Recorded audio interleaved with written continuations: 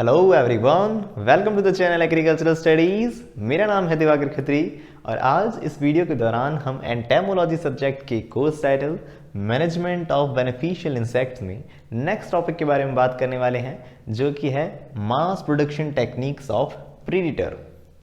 अगर इस वीडियो से पहले का वीडियो आपने देखा है तो आप जानते होंगे कि हमने पिछले वीडियो के अंदर भी मास प्रोडक्शन टेक्निक या मास मल्टीप्लिकेशन टेक्निक्स के बारे में ही बात करी थी। लेकिन पिछले वीडियो में हमने प्रीडेटर नहीं बल्कि पैरासिटॉइड्स जो होते हैं उनकी मास मल्टीप्लिकेशन के बारे में बात की थी। और स्पेसिफिकली मैं कहूँ तो पैरासिटॉइड कौन सा, तो ट्राइकोग्रामा काइलोनिस या ट्राइकोग्रामा चिलोनिस जिसे हम कहते हैं, उसकी मास प्रोडक्शन टेक्निक के बारे में हमने पिछले वीडियो में बात करी थी। तो आज इस वीडियो के दौरान हम mass production techniques of predator के बारे में बात करने वाले हैं। तो कौन सा प्रीडेटर, जो कि काफ़ी फेमस है, आपने उसका नाम जरूर सुना होगा, जो कि है लेडी बर्ड बीटल, है ना। तो ये जो लेडी बर्ड बीटल है, आप भी जानते होंगे कि ये बहुत अच्छा, हम देखते हैं, बायोलॉजिकल कंट्रोल के रूप में काम में लिया जाने वाला इंसेक्ट है। तो इसका मास प्रोडक्शन किस तरह से किया जाता है, उसकी क्या टेक्निक होती है, तो उसके बारे में इस वीडियो के दौरान हम बात करने वाले हैं।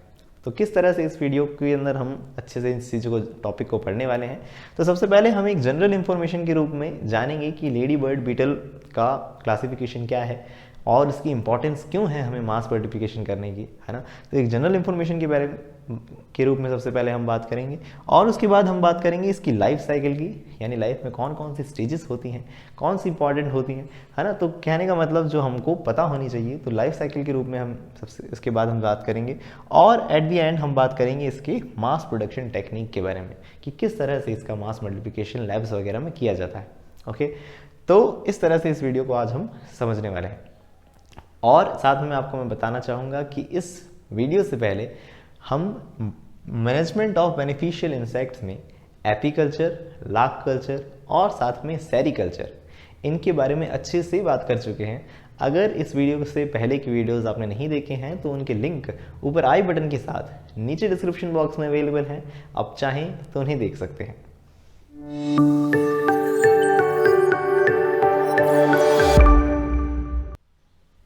तो चलिए सबसे पहले हम बात करते हैं कि लेडी बर्ड बीटल के बारे में जनरल इन्फॉर्मेशन क्या है जो आपको पता होनी चाहिए, है ना। तो सबसे पहले देखिए, लेडी बर्ड बीटल जो है, इसका ऑर्डर जो है वो है कोलियोप्टेरा। अब जैसा कि नाम है इसका lady bird beetle, beetle word जो है हमें ये रिप्रेजेंट करा देता है, क्योंकि हमने एंटोमोलॉजी इतनी पढ़ी है तो हमें इतनी बात समझ आ जानी चाहिए कि बीटल्स जो है उन्हें हम कोलियोप्टेरा के अंदर रखते हैं, है ना। और आप जानते होंगे कि लेडी बर्ड बीटल की और भी कॉमन नेम है, जैसे इसे लेडी बीटल भी कहा जाता है, साथ में इसे लेडी बर्ड बग भी कहा जाता है, लेडी बग्स भी कहा जाता है ना। कुछ लोग इन्हें लेडी बग्स कह देते हैं। बग्स वैसे कहना तो नहीं चाहिए, क्योंकि हम देख रहे हैं ये तो बीटल्स हैं, बग्स को तो हम हेमिप्टेरा के अंदर रखते हैं, ट्रू बग्स जो होते हैं उन्हें, है ना।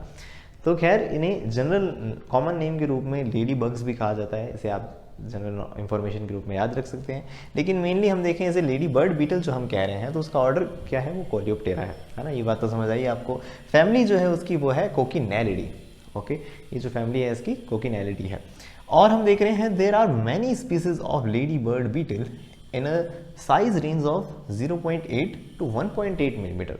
मतलब हम कह रहे हैं कि लेडी बर्ड बीटल कोई स्पेसिफिकली एक ही अकेली नहीं है, इसके अंदर बहुत सारी अलग अलग तरह की स्पीसीज देखी जाती हैं, बहुत सारे अलग अलग तरह के टाइप्स होते हैं इनके, है ना। इनके हम अलग अलग तरह से क्लासीफाई भी कर देते हैं, जिसके रूप में हम देखते हैं।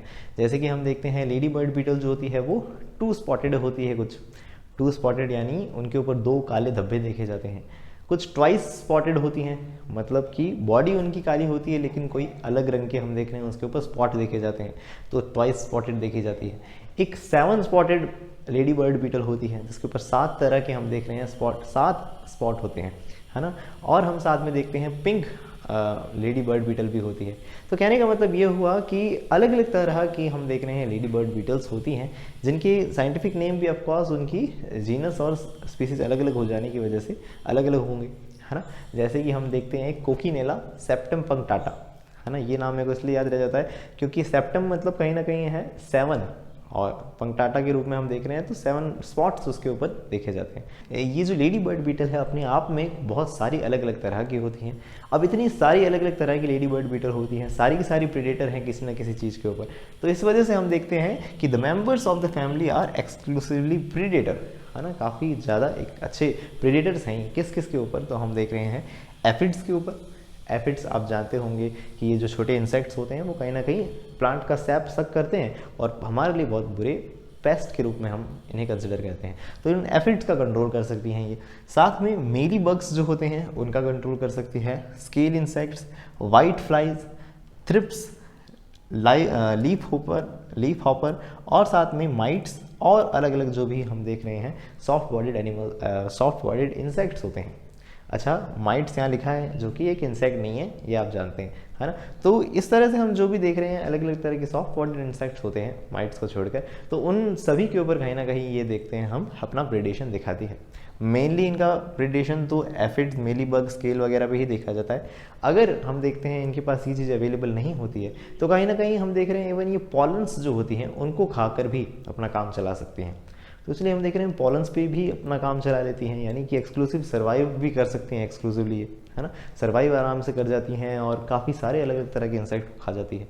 इसलिए हम देख रहे हैं कि इसकी बहुत ज़्यादा इंपॉर्टेंस है मास प्रोडक्शन के लिए। हम चाहते हैं कि इनका नंबर ज़्यादा से ज़्यादा हो, ताकि हम देख रहे हैं कि हमारे जो गार्डन के अंदर या हम कह रहे हैं हमारे खेत के ऊपर जितने भी इंसेक्ट लग रहे हैं ये छोटे मोटे, इनको ये कंट्रोल कर सके।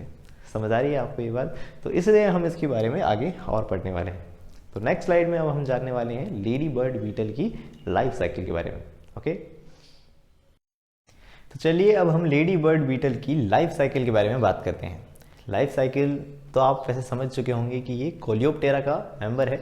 तो हम देखेंगे इसके अंदर कंप्लीट मेटामॉर्फोसिस देखा जाता है ना। तो इसके अंदर कंप्लीट मेटामॉर्फोसिस देखा जाता है, यानी लाइफ में 4 मेन स्टेजेस होती हैं, जिसे हम कहते हैं egg, larva, pupa and adult, है ना। आप जानते होंगे जो इनकम्प्लीट मेटामॉर्फोसिस होता है उसके अंदर हम देखते हैं लाइफ में 3 ही स्टेजेस होती हैं, जिसके अंदर हम देखते हैं एग्स, निम्फ और एडल्ट, है ना। उसके अंदर से जो इमेच्योर फॉर्म्स होती हैं उन्हें हम निम्फ कह देते हैं, है ना। तो खैर वो तो हम देखते हैं इनकम्प्लीट मेटामॉर्फोसिस में होता है, लेकिन यहाँ जो हम देख रहे हैं कंप्लीट मेटामॉर्फोसिस, तो उसके अंदर जो सबसे पहली स्टेज है उसे हम कहते हैं एग्स। तो एग्स जो होते हैं वो कैसे होते हैं, ये टाइनी यानी छोटे होते हैं, bright yellow to orange colour के होते हैं, ठीक है, ऑरेंज टू येलो कलर सा होता है इनका, और स्पिंडल शेप होते हैं। स्पिंडल शेप आप जानते होंगे कि तंतु आकार हिंदी में जिसे कह सकते हैं, जिसके अंदर हम देख रहे हैं अगर किसी एग को आप थोड़ा सा ऐसे खींच दें तो स्ट्रेच होने के बाद वो कैसा हो जाएगा, थोड़ा सा ऐसे इस तरह से कुछ हो जाएगा। तो वो जो शेप है इसकी कहीं ना कहीं देखी जाती है, स्पिंडल शेप होते हैं ये। Laid in groups of 5 to 30, ये 530 नहीं लिखा है, ध्यान से देख लीजिएगा, ऐसे 5 to 30 है, यानी 5 से 30 के ग्रुप में, क्लस्टर के रूप में इनको लेकर देती है कौन, adult female lady bird beetle, है ना। तो हम देख रहे हैं नियर कॉलोनीज ऑफ प्रे, यानी इसको जहाँ पता होता है कि भाई प्रे हैं आसपास, जहाँ एफिड्स हों या मेली बग्स वगैरह हों, तो वहीं पे ये अपने एग्स को ले करती है, ताकि हाथों जैसे ही निम्फ जो हाथों जैसे ही इनके लार्वा अगर निकले हैचिंग के बाद, तो ये जो लार्वा हों वो क्या कर लेंगे, आसानी से उनको खा सकेंगे, किनको, एफिड्स वगैरह को, है ना। और हम देख रहे हैं कि जो एग्स होते हैं हैचिंग से पहले थोड़े से ग्रेइश कलर के हो जाते हैं, ओके, और 5 मिनट बाद ही हम देखते हैं उसके अंदर से हैचिंग हो जाती है, और हैचिंग से एक अलग ही तरह का कुछ स्ट्रक्चर बाहर आता है जिसको हम कह देते हैं लार्वा। अलग ही तरह का क्यों कह रहा हूँ, क्योंकि हम देख रहे हैं they look completely different from the adults, यानी कि एडल्ट जो हम देखते हैं लेडी बर्ड बीटल होती है उससे काफ़ी अलग दिखाई देता है ये लार्वा। आपने जैसे मगरमच्छ देखा होगा ना, तो जो जैसे हम कह देते हैं घड़ियाल या जैसे हम कह देते हैं ना, तो वो उसकी जैसी शेप दिखाई देती है, उसकी छोटी फॉर्म दिखाई देती है। तो कहने का मतलब ये हुआ इसका लार्वा काफ़ी अलग दिखाई देता है। और हम देखते हैं जो कि बीइंग फ्लैटेंड एंड टैपर्ड, जो चपटा सा और ऐसे फैला हुआ सा थोड़ा सा उसका शेप होता है। ब्लैक इन कलर उसका ब्लैक होता है, जिसके ऊपर ऑरेंज और येलो कलर की मार्किंग्स देखी जाती है। अब ये जो एडल्ट हम देख रहे हैं लार्वा है वो बहुत ज़्यादा वेरोशियस हम देख रहे हैं फीडर है, वेरोशियस फीडर है, यानी बहुत ज़्यादा इसको क्या चाहिए, अलग अलग तरह के प्रे चाहिए, है ना। तो मतलब हम देख रहे हैं ये एफिड्स वगैरह को पकड़ के काफ़ी ज़्यादा ख़त्म कर सकते हैं। और इवन इनके अंदर कैनिबलिज्म तक देखा जाता है। कैनिबलिज्म आप जानते होंगे कि स्वजाति भक्षण जैसे हिंदी में कह देते हैं, स्वजाति भक्षण यानी अपनी ही जाति के कुछ लोगों को खाने लग जाते हैं ये लोग, है ना। कि अगर क्या नहीं मिलता, कोई दूसरे एफिड्स नहीं मिल रहे हैं या फिर कोई दूसरा प्रे ही नहीं मिल पा रहा है, तो कहीं ना कहीं हम देखते हैं इनके अंदर ये अपने ही कोई दूसरे भाई बहन को निपटा सकते हैं। तो कहने का मतलब ये हुआ कि ये जो लार्वा है वो इस तरह से, इनकी कुछ बातें आप याद रख सकते हैं। प्यूपा के अंदर कुछ ऐसा कुछ खास था नहीं, मैंने इसलिए लिखा नहीं कि भाई आप जानते हैं ये रेस्टिंग पीरियड होता है इसका, है ना, जिसके अंदर ये जो है लार्वा है वो रेस्टिंग पीरियड में चला जाता है। अच्छा, लार्वा जो है उसके अंदर 4 इंस्टार स्टेज देखी जाती हैं। इंस्टार स्टेज आप जानते ही होंगे, बार बार मॉल्टिंग होने के बाद अलग अलग जो स्टेजेस होती हैं उनको हम कहते हैं। तो ये जो सबसे बड़ी स्टेज जिसको हम कह रहे हैं लार्वा स्टेज, वो जो है उसके अंदर 4 इंस्टार देखे जाते हैं। प्यूपा जो होता है वो रेस्टिंग पीरियड होती है, एक तरह से देखा जाता है वो। और उसके बाद हम देखते हैं एडल्ट्स। प्यूपेशन स्टेज कंप्लीट हो जाने के बाद उसमें से एडल्ट्स निकलते हैं। अभी जो एडल्ट्स होते हैं उनके ऊपर किसी तरह का स्पॉट नहीं होता जब हम देख रहे हैं ये जैसे ही एमर्ज होते हैं, है ना। ये भी खास बात है कि भाई उसके अंदर शुरुआत में किसी तरह का स्पॉट नहीं होता, लेकिन वो 1 घंटे बाद जैसे जैसे थोड़ा और डेवलप हो जाती है बीटल या हो जाता है बीटल, तो उसके अंदर हम देखते हैं कहीं ना कहीं उसके ऊपर स्पॉट नज़र आने लगते हैं। तो इस तरह से हम देख रहे हैं कुछ एडल्ट्स होते हैं जो टिपिकली राउंड होते हैं, है ना। कॉन्वेक्स शेप हम पर्टिकुलर कह सकते हैं, कॉनकेव, कॉन्वेक्स, उत्तल अवतल जिसको आप जानते होंगे। तो इसमें उत्तलाकार, है ना, या कह सकते हैं कॉन्वेक्स टाइप सा इसका शेप होता है ना। एंड कॉन्वेक्स शेप जो आगे लिखा ही मैंने, जो कॉन्वेक्स शेप में इस तरह से दिखाई देता है। तो ओवरऑल अगर हम इसके टाइम की बात करें कितना कितना समय लगता है, तो हम देख रहे हैं एग्स जो है उसमें से 3 से 7 दिनों बाद हम देखते हैं लार्वा निकलाते हैं। लार्वा स्टेज मैंने बताई इंपॉर्टेंट है, जो कि क्या होती है, जिसमें 4 इंस्टार होते हैं और 21 दिन तक की चलती है ये इसकी लाइफ स्टेज। और उसके हम देखते हैं प्यूपा निकल आते हैं। प्यूपा 5 से 7 दिनों बाद उसमें से एडल्ट्स बाहर आ जाते हैं। अब हो सकता है आपको कहीं पे जब बुक्स वगैरह में पढ़ें तो ये जो डाटा है थोड़ा सा ऊपर नीचे हुआ नज़र आ सकता है। 5 से 7 की जगह दिन की जगह आपको कहीं ना कहीं 4 से 6 दिन इस तरह से या कोई भी अलग डेट लिखी हुई देखे जा सकते हैं। क्योंकि रीज़न ये है कि अलग अलग स्पीसीज़ हैं, काफ़ी सारी अलग अलग स्पीसीज़ हैं, तो स्पीसीज़ के हिसाब से, एनवायरनमेंट के हिसाब से, टेम्परेचर और ह्यूमिडिटी के हिसाब से इनके टाइम पीरियड जो है वो अलग अलग हो सकते हैं। खैर, हम मालूम है तेरे बाप को मत सिखा। एक जनरल लेडी बर्ड बीटर का लाइफ साइकिल जो आपको पता होना चाहिए वो क्या था, वो ये था, है ना। अगर आप चाहें तो इसे नोट कर सकते हैं। तो चलिए, life cycle of lady bird beetle जान लेने के बाद थोड़ी सी और बातें जान लेते हैं किसके बारे में, लेडी बर्ड बीटल के बारे में, है ना। तो देखिए, both adults and larva are voracious feeder. जैसा कि मैंने आपको थोड़ी देर पहले बताया कि ये बहुत ज़्यादा ही हम देख रहे हैं वेरोशियस फीडर है, यानी इनको कहीं ना कहीं काफ़ी ज़्यादा संख्या में चाहिए एडल्ट्स ऑफ, हम देख रहे हैं एफिड्स या मेली बग्स जो भी अलग अलग तरह के इनके प्रे थे, तो उनको काफ़ी ज़्यादा नंबर में इनको चाहिए। During its development through 4 instar, यानी किसकी बात हो रही है, लार्वा की। लार्वा की जो 4 इंस्टार स्टेजेस होती हैं उसके अंदर the larva can eat between 200 to 300 aphids. मतलब एक अकेला ही लार्वा 200 से 300 तक कहीं ना कहीं हम देख रहे हैं एफिड्स को ख़त्म कर सकता है। ये तो बहुत बड़ी बात है। और साथ में हम देख रहे हैं कहीं ना कहीं अगर इसके एडल्ट्स की बात करें तो एडल्ट भी कहीं ना कहीं 100 तक तो लार्वा खा ही जाता है ना। तो कहने का मतलब ये हुआ कि जो लार्वल स्टेजेस होती हैं वो इमेच्योर फॉर्म होती है, इनको जल्दी डेवलप होने के लिए इनको ज़्यादा भूख होती है। तो कहीं ना कहीं कह सकते हैं हम कि बहुत ज़्यादा वेरोशियस फीडर होते हैं, है ना। तो इस तरह से मैं बताना चाह रहा था कि कितने ज़्यादा एफिड्स को ही खा सकते हैं, तो इसलिए इतने ज़्यादा हमारे लिए इंपॉर्टेंट है कौन, lady bird beetle, because of their ability to survive on different types of prey. अच्छा, प्रे, प्रेडेटर, पैरासिटॉइड, और हम देख रहे हैं पैरासाइट और हाइपर पैरासाइटिज्म, सुपर पैरासाइटिज्म, इस तरह की टर्म्स के अंदर अगर आपको कहीं कंफ्यूजन है तो इस वीडियो से जो पहले की वीडियोस हैं उसके अंदर किसी स्पेसिफिक वीडियो के अंदर, उसका लिंक ऊपर आई बटन के साथ नीचे डिस्क्रिप्शन बॉक्स में दे दूंगा मैं, तो उसके अंदर मैंने अच्छे से एक्सप्लेन किया है क्या होते हैं प्रे, प्रेडेटर्स, पैरासिटॉइड। अगर आपको कहीं भी इन केस अगर कंफ्यूजन है तो आप उस वीडियो को देख सकते हैं। तो हम देख रहे हैं ability to survive on a different types of prey और ऑन पॉलन, इवन ये पॉलन पे भी सर्वाइव कर सकते हैं when there are not so many aphids, जब एफिड्स हो नहीं इनके आसपास या कोई और तरह का प्रे नहीं हो, तो इस तरह से कहीं ना कहीं सर्वाइव कर जाती हैं। तो lady bird beetles are very valuable, इसीलिए हम देख रहे हैं लेडी बर्ड बीटल बहुत ज़्यादा वैल्यूएबल है। ठीक है, यहाँ तक तो हुआ अलग तरह का ज्ञान। अब मेन टॉपिक जो इस वीडियो का टाइटल है मास मल्टीप्लिकेशन या mass production of lady bird beetle, उसकी तरफ रुख करते हैं, है ना। तो हम देख रहे हैं कि मटेरियल फॉर मास प्रोडक्शन, कि क्या सामान चाहिएगा मास प्रोडक्शन के लिए, है ना। अब तक अपन ने काफ़ी कुछ जाना जो कि जुड़ा हुआ है लेडी बर्ड बीटल से। अब हम पर्टिकुलरली बात करते हैं मास प्रोडक्शन किस तरह से किया जाता है। अच्छा, मास प्रोडक्शन को आप टेक्निक को शुरू करने से पहले ही मैं आपको बताना चाहूँगा, लेडी बर्ड बीटल जैसा कि मैंने बताया अलग अलग तरह की स्पीसीज़ हैं इसके, तो इनके मास प्रोडक्शन के भी अलग अलग तरह के कहीं ना कहीं मेथड्स हैं। ऐसा नहीं है कि जो अगली स्लाइड में मैं आपको एक प्रोसीजर बता दूंगा तो बस वही प्रोसीजर है जो कि अप्लाई किया जा सकता है, ऐसा नहीं है। ऐसे अलग अलग तरह के काफ़ी सारे प्रोसीजर्स हो सकते हैं जिनसे हम देख रहे हैं इस तरह के प्रेडेटर को मास मल्टीप्लाई किया जाता है।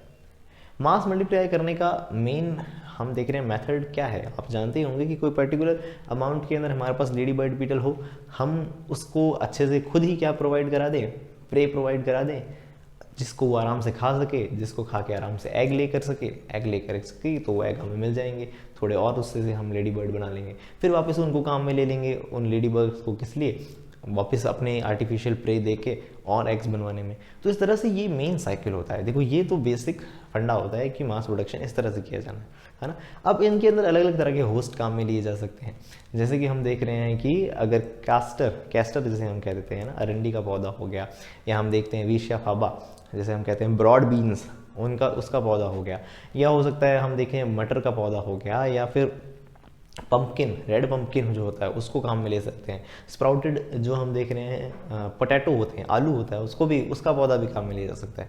तो बेसिकली हम वो सारे पौधे ले सकते हैं होस्ट के रूप में, जो कि जिसके ऊपर हम अपने प्रे को बिठा सकते हैं। प्रे कौन, हमारा या तो मेली बग्स हो सकते हैं या फिर हमारे एफिड्स हो सकते हैं। तो इस तरह के अलग अलग जो प्रे हमारे को इजीली मिल सकते हैं, उन प्रेज का हम पहले ही आर्टिफिशियली क्या करा देंगे, एक पौधे पे अटैक करा देंगे और वहाँ पे छोड़ देंगे अपनी लेडी बर्ड बीटल को। वो लेडी बीटल्स उनको खाएंगी, अपनी लाइफ साइकिल को आगे बढ़ाएंगी, एग ले करेंगी और उन एग्स को हमें चाहिए, है ना। तो ये मेन बेसिकली फंडा है, ठीक है। जब आप अलग अलग जगहों पे इसको प्रोसीजर को पढ़ सकते हैं बुक्स वगैरह के अंदर, तब आपको ये चीज़ समझ आएगी कि अच्छा मेन फंडा तो यही है, और बाकी उसके अंदर बस होस्ट चेंज कर दिए जाते हैं, कुछ अलग तरह के इक्विपमेंट काम में लिए जाते हैं। तो लेकिन मेन बात जो थी वो ये थी, ठीक है। तो इतना बड़ा ज्ञान देने का मकसद यही था कि ताकि आपको पहले क्लियरिटी मिल जाए कि मास प्रोडक्शन में होता क्या है ना। अब देख रहे हैं हम कि चाहिए क्या क्या हमारे को, एक प्लास्टिक कंटेनर, जो प्रोसीजर मैं बता रहा हूँ उसमें क्या चाहिएगा, उसमें एक प्लास्टिक कंटेनर चाहिएगा, और कंटेनर मतलब 2 से 3 लीटर का कोई मग्गा सा या कोई बाल्टी सी जो हो वो कंटेनर चाहिएगा। हनी सॉल्यूशन चाहिएगा, इनको खिलाने पिलाने की ज़रूरत पड़ती है हमारी लेडी बर्ड बीटल्स को, है ना। तो हनी सॉल्यूशन की ज़रूरत होती है। ग्लास वेल्स का मतलब आप समझते हैं कि एक सिलेंड्रिकल सा कोई ग्लास होगा, है ना, या जिसको हम कह रहे हैं पेट्री प्लेट्स या प्लास्टिक की प्लेट्स वगैरह हमें चाहिएंगी। कॉटन की स्वैब जिसको हम देख सकते हैं हनी सॉल्यूशन और पानी के अंदर, ये किसी का सॉल्यूशन जो हो उसके अंदर डुबो के रख सकें हम, तो ये जो कॉटन की स्वैब की हमें ज़रूरत पड़ सकती है। कोरुगेटेड वाइट पेपर, कोरुगेटेड का मतलब लहरदार, है ना, ऐसा वाइट पेपर की ज़रूरत क्यों पड़ेगी, ताकि उस पर एग ले कर सके हमारी लेडी बर्ड बीटल। ब्रशेस की ज़रूरत हो सकती है उन्हें अलग करने के लिए, और साथ में होस्ट प्लांट जो कि मैंने आपको बताया अलग अलग हो सकते हैं, है ना। मैंने बताया आपको कि ये कौन कौन से बताए थे, स्प्राउटेड पोटैटो हो सकता है, स्प्राउटेड पोटैटो हो सकता है, या रेड पंपकिन हो सकता है, जो कि इकोनॉमिकली बेटर माना जाता है। रेड पंपकिन ही डाल दो सीधा, तो उसके बाद आसानी से हो सकती है मास मल्टीप्लिकेशन। या हम देख सकते हैं पर्टिकुलर कोई प्लांट जिसको हम कह रहे हैं विशिया फाबा, या जैसे हम कह देते हैं ब्रॉड बीन्स, है ना, या कैस्टर का जो प्लांट होता है, तो कहीं ना कहीं इन प्लांट्स को हम होस्ट प्लांट के रूप में काम में ले सकते हैं। तो इस तरह से आपने जाना कि मटेरियल क्या क्या चाहिए होता है। अब नेक्स्ट स्लाइड में स्टेप बाय स्टेप आप देख सकते हैं कि इनका मास मल्टीप्लिकेशन किस तरह से किया जाता है। ओके,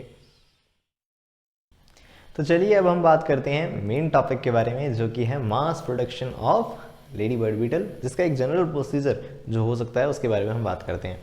जैसे कि सबसे पहले take a clean and dry 1 to 2 litre wider plastic container, plastic का एक कंटेनर लेना है जो कि 1 से 2 लीटर की कैपेसिटी रखता हो।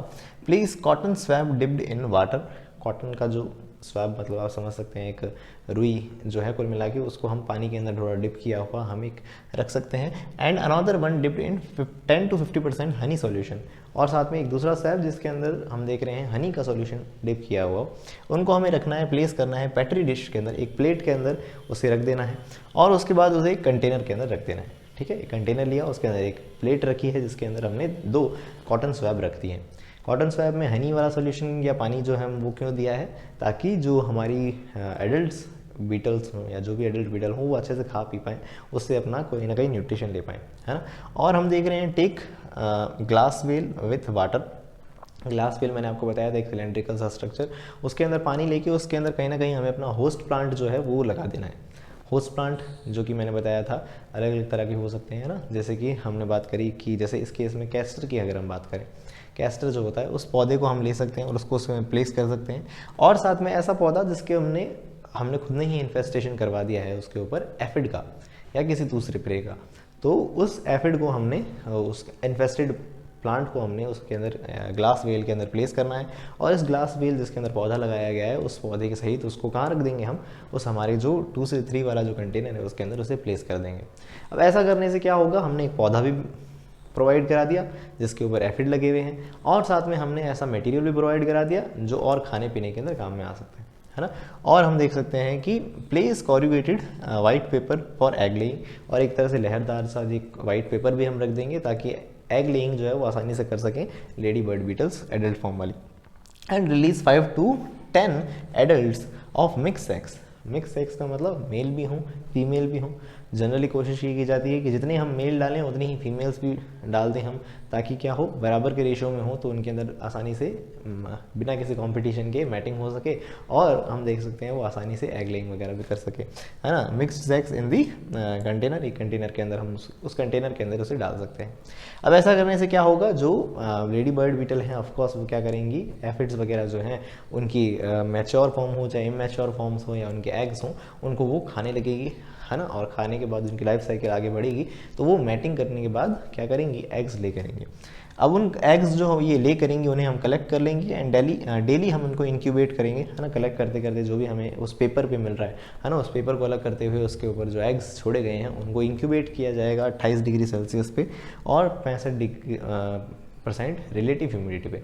तो ये मॉइस्चर और टेम्परेचर हम प्रोवाइड करा के इनका जल्दी से इंक्यूबेशन करवा के ऐसी जगह ऐसे कंटेनर के अंदर रखेंगे ताकि उसमें से क्या हो सके, उसमें से उनकी जो फॉर्म्स हैं, इनकी जो ग्रब फॉर्म है, ग्रब फॉर्म आप समझ जाना चाहिए आपको कि भाई ग्रब्स किसे कहते हैं, हम बीटल्स के लार्वा को हम ग्रब कहते हैं।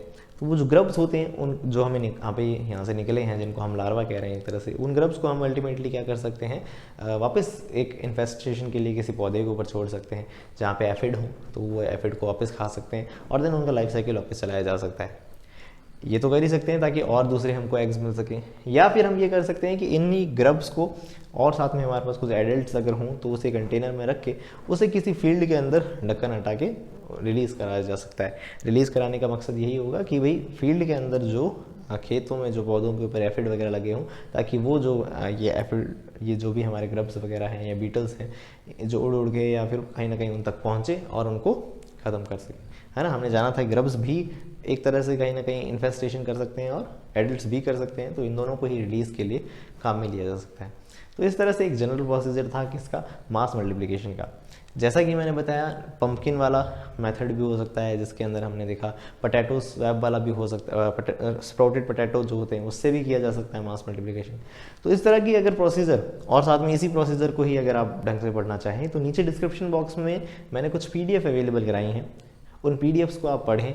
उन PDFs को आपको पढ़ने पर आपको पता चलेगा कि इस तरह के अलग अलग मेथड्स होते हैं। लगभग 3 PDF मैंने जितनी भी, कहने का मतलब यही हुआ कि मैंने ये कंटेंट जहाँ से पढ़ा है, जितना मेरे को समझ आया वो मैंने आपको यहाँ एक्सप्लेन किया। और भी अगर आप अच्छे से इस चीज़ को पढ़ना चाहते हैं, क्लैरिफाई होना चाहते हैं तो उसको आप पढ़ सकते हैं। इन केस आपको अगर लगता है कि इस वीडियो के अंदर मैंने कुछ सही नहीं बताया या कुछ कहीं पे गड़बड़ है तो प्लीज़ आप कमेंट सेक्शन में ज़रूर बताएं, या कोई और सजेशंस हों आपके कि आप और भी कौन से टॉपिक्स पे वीडियोस चाहते हैं तो उसके लिए भी आप नीचे कमेंट सेक्शन के अंदर बता सकते हैं। ओके, आप चाहें तो इसे नोट कर सकते हैं। तो ये था हमारा आज का वीडियो, और हमेशा की तरह इस वीडियो के अंदर मैंने आपको जो कुछ भी एक्सप्लेन किया है उसकी एक PDF फॉर्म नीचे डिस्क्रिप्शन बॉक्स में अवेलेबल है। जैसा कि मैंने अभी आपको थोड़ी देर पहले बताया, जो भी मैंने डाटा है इसका वो सारा नीचे PDF फॉर्म में भी अवेलेबल है, आप उसे डाउनलोड करके आराम से पढ़ सकते हैं।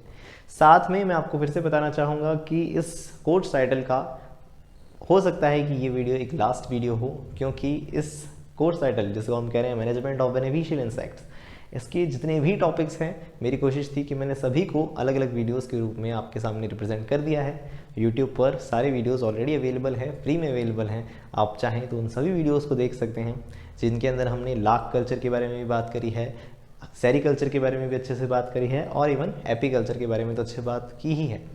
साथ में हमने ये भी जाना है कि ऐसे इंसेक्ट ऑर्डर जिनके अंदर प्रीडेटर्स, पैरासिटॉइड्स इनको रखा गया है उनके बारे में भी अच्छे से बात की है। और जो सबसे पहला वीडियो था इस पूरे कोर्स टाइटल का, उसके अंदर हमने बेनिफिशियल इंसेक्ट की क्या इंपॉर्टेंस होती है, क्या स्कैवेंजर्स होते हैं वगैरह, अलग अलग तरह की चीज़ें जो थी, अलग अलग कॉन्सेप्ट जो थे उनके बारे में भी अच्छे से बात की है। तो कहने का मतलब ये हुआ कि ये कोर्स टाइटल का सबसे हो सकता है कि आखिरी वीडियो हो, क्योंकि मेरे ख्याल से मैंने काफ़ी सारे जितने भी टॉपिक्स थे उन सभी को कवर कर लिया है। अगर इन केस आपको लगता है कि कोई टॉपिक छूट गया है जो मुझे कवर करना चाहिए, तो आप मुझे नीचे डिस्क्रिप्शन बॉक्स में कमेंट सेक्शन में उसे टाइप करके बता सकते हैं कि मुझे कौन से और टॉपिक पे वीडियो बनाना चाहिए जो कि इस कोर्स रिलेटेड हो सकता है ना। तो अगर इन केस आपने इस वीडियो से पहले के वीडियोस नहीं देखे हैं तो I really request you to watch those videos, because मुझे लगता है कि उनके अंदर से आपको देखने पर काफ़ी फ़ायदा होगा। उनके अंदर काफ़ी सारी चीज़ें हैं मैंने जो आपको अच्छे से एक्सप्लेन की हैं, आपके एग्जामिनेशन पर्पज़ से आपको बहुत ज़्यादा बेनिफिशियल रहेंगी, बेनिफिशियल इंसेक्ट्स आपके लिए बेनिफिशियल हो जाएंगे काफ़ी ज़्यादा। तो प्लीज़ आप उन वीडियोज़ को ज़रूर देखें, उनके लिंक ऊपर आई बटन के साथ नीचे डिस्क्रिप्शन बॉक्स में अवेलेबल है। साथ ही एक बात और सुन लीजिए, ख़त्म होने वाला है ये वीडियो, कि अगर आप जनरल एग्रीकल्चर की नॉलेज और क्वेश्चन आंसर्स में इंटरेस्ट रखते हैं तो आप हमें इंस्टाग्राम या फेसबुक पर फॉलो कर सकते हैं। साथ ही अगर आपको इन पीडीएफ्स वगैरह की एक साथ फॉर्म चाहिए हो, जैसे कि हर टॉपिक का पीडीएफ उसके डिस्क्रिप्शन बॉक्स में होता है, लेकिन आप चाहें कि एक पूरे ही कोर्स टाइटल की सारी पीडीएफ एक साथ ही अवेलेबल करा दो, तो आप मुझे इंस्टाग्राम या फेसबुक पर या टेलीग्राम पर पर्सनली मैसेज कर सकते हैं। जो हमारा चैनल है एग्रीकल्चरल स्टडीज़ नाम से जो पेज है उस पर मैसेज कर सकते हैं।